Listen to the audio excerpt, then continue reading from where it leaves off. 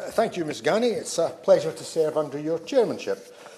As post-Brexit chaos has all too vividly shown, ports are a vital part of a nation's infrastructure. Scottish and UK exports have been hindered and harmed by Brexit itself, but also by blockage at key ports. Commercial harbours are fundamental for trade and the health of the economy. Indeed, the UK government even sought to reopen a port as the crisis loomed, and at significant cost, albeit failure. Meanwhile, Ireland has seen ferry and container services to the continent greatly increase, allowing for both outbound exports and inbound tourism. Scotland, though, remains devoid of even one direct ferry service to Europe. There have been past debates about that issue and the continued problem, and today I wish to focus my remarks on another aspect of maritime policy, but one which equally constrains Scottish economic growth and the potential for Scottish tourism. It is related and inextricably linked as ferries and ships ply their trade and take their goods to harbours. This issue is port ownership and port regulation. Ports were privatised in 1992, and that lies at the heart of the problem and remains a serious concern for Scotland today. Hence, while low transport is largely devolved and much to do with ports and harbours rests within the domain of the Scottish Government, a debate in this Parliament remains hugely relevant and indeed vital. As well as being caused by the UK Government's actions in privatisation, it also impacts upon their current reserve powers, as it has created a monopoly situation, one which I believe is harmful to local needs and Scotland's national interests. Of course, trust in municipal ports still exist and mostly perform well for their communities. I have many in my own constituency. Others can be even bigger, such as Aberdeen. But there are critical areas in Scotland where what should be a municipal, indeed a national asset, instead are owned and operated for private profit, and where the wants of other communities, even countries, dominate.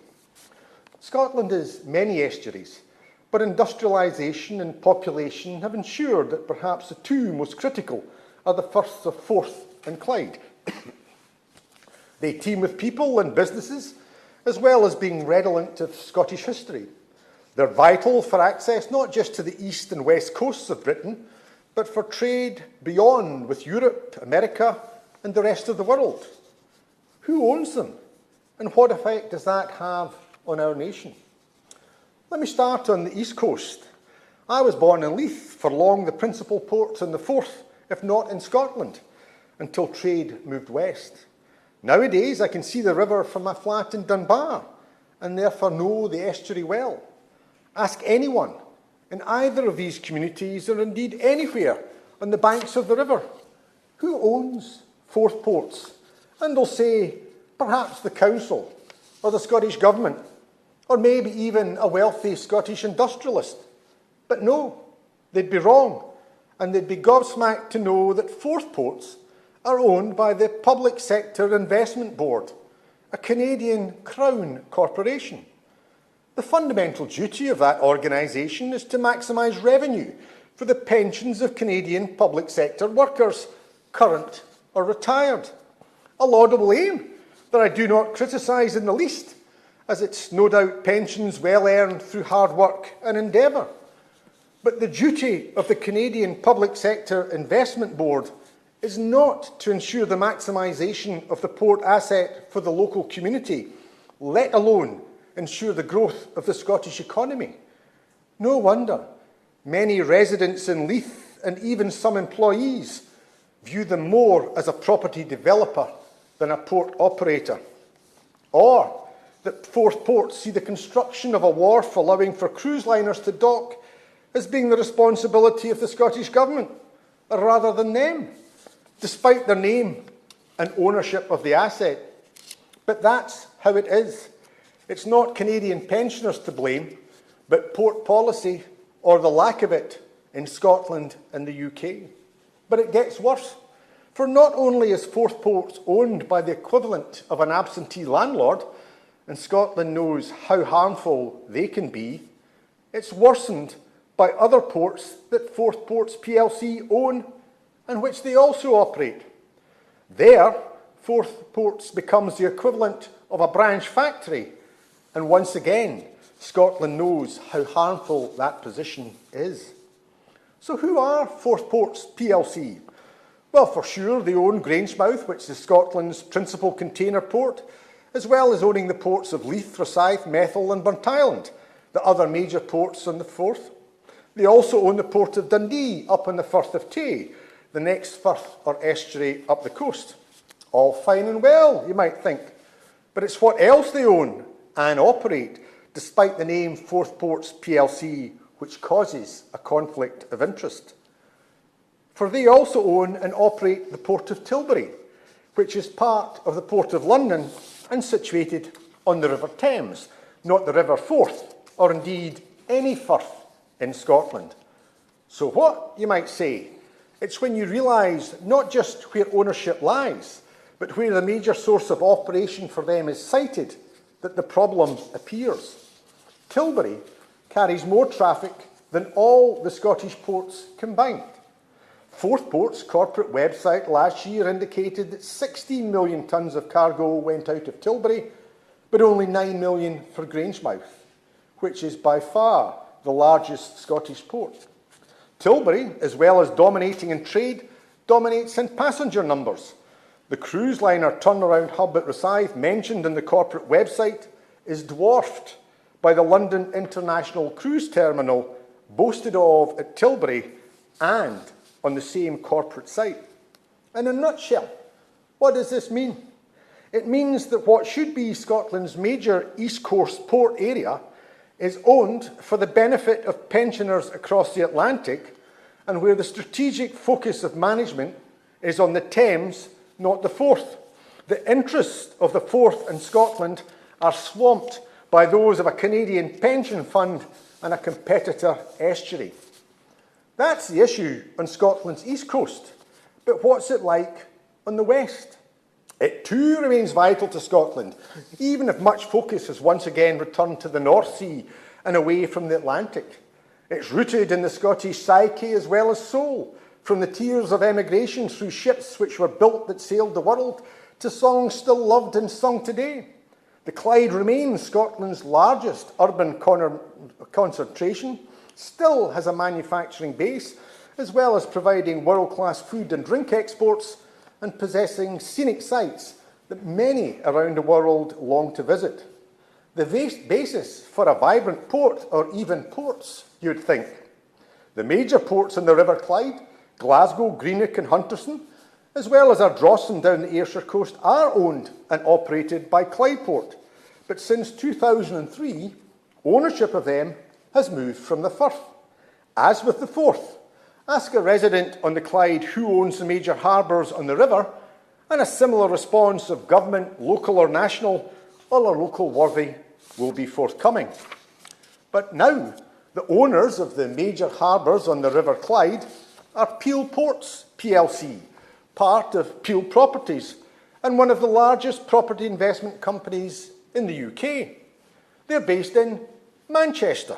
And indeed, the majority shareholder is John Whittaker, a billionaire who lives on the Isle of Man. Again, reflecting the situation on the east coast and the River Forth, the interests are not the local communities or even the nation's economy. Instead, as well as owning other harbours, which I'll come to shortly, they have an extensive property portfolio, including John Lennon Airport in Liverpool, as well as the Manchester Ship Canal. They also own Camel Laird Shipyard and Tranmere Oil Terminal on the Mersey. Now, I have nothing against any of those operations and wish them well. I have no doubt they try to do the best for their workforce and customers, but they're not similar to the interests and certainly not the needs of the Clyde or Scotland. Moreover, the principal beneficiaries aren't Clyde communities or the Scottish economy. Instead, it's for the benefit of a Manchester-based company and an Isle of Man billionaire. Once again, as with the Forth, the situation of ownership is worsened by the operation of the ports by what in many instances should be competitor harbours. So much for the free market, extolling and liberating competition. That's because Peel Ports plc also own the Mersey Docks and Harbour Company, which in turn operates the Port of Liverpool. Indeed, they also own Heysham, Great Yarmouth and London Medway, that latter one described by them as their flagship port. It's not just in praise from the principal owners where the Clyde loses out in trade. In terms of tonnage of trade, according to DFT data for 2020, the Mersey dominates with 31 million tonnes in and out, with Medway at 9 million and leaving the Clyde trailing in their wake at under 7 million tonnes. As with the Forth, both ownership and operation of the Clyde neither have the local community nor the national interest at their heart or as their focus. There are additional issues in the Clyde which worsen those conflicts of interest, whilst they could also arise on the Forth, given the circumstances. They're certainly live on the Clyde. Firstly, as a consequence of harbour ownership, Peel Ports are in charge of Inchgreen Dock in Greenock. So what, you might say? But that dock is potentially critical to reviving shipbuilding on the Clyde, as well as securing the future of the last remaining yard on the Lower Clyde at Ferguson's in Port Glasgow. There are issues there with ownership and construction of ferries that I don't have time to go into today. The wrong ferries ordered, incompetence by the procurement agency CMAL, and Russian failure by the Scottish Government. But what remains clear is that Scottish island communities have a desperate need for new vessels, and Ferguson's is the yard to build them. When work is required and an industrial future sought, it's there, not Turkey, that orders should go. Moreover, the workforce has not just the history, but the current skills to build them. But in doing so, and given the needs of island communities, future expansion may well be needed, and that's where Inchgreen Dock comes in. Rather than ensuring it can be used for shipyard expansion, instead Peel Ports have sought to lease it as a breaker's yard. The skilled jobs are fewer and the work less profitable. In any event, even the breaker's yard hasn't opened so far. Would it, perchance, have anything to do with Peel Ports plc also owning Camel Laird Shipyard on the Mersey, who compete with Ferguson's for orders? It's not just orders that Turkish ports are competing for, but Camel Laird also want orders that should be going to Ferguson's on the Clyde. I don't know, but it certainly doesn't look right. Where's the free market competition so extolled by this government when the interests of a Clyde shipyard, as with Clyde communities and the Scottish economy, are drowned by those of the Mersey? There's an additional issue following on from privatisation as well, and that's dredging. Clyde Port, as with Forth Ports, have become the statutory harbour authority and therefore are responsible for dredging in the river. But so far on the Clyde, there's been no recent dredging upstream beyond the BAE Systems site. Yet Govan docks have recently been taken over and the new owners have ambitious plans. How can they ensure that dredging takes place when it's carried out by a rival port owner and one who may have no interest whatsoever in its success? Chair, ports are critical for our communities and to our economy. Key harbours and estuaries are vital for trade, tourism and employment. Yet in Scotland, the two major firths of owners whose interests aren't those of the local communities or indeed the nation.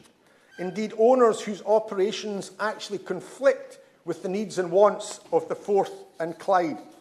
There's no way that Canada would allow the Port of Montreal to be owned by New York, or that the USA would allow Los Angeles to be run by Vancouver, nor would Belfast or Dublin benefit by being run by the other. It's not perhaps surprising that the island of Ireland's two major ports are thriving and that they're municipally or nationally owned, as well as focused on their own national interest, not someone else's. This is an unhealthy monopoly and it's damaging Scottish interests. It should be broken up, with the government seeking action from the Competition and Mergers Authority to ensure Scotland's interests are both protected and promoted.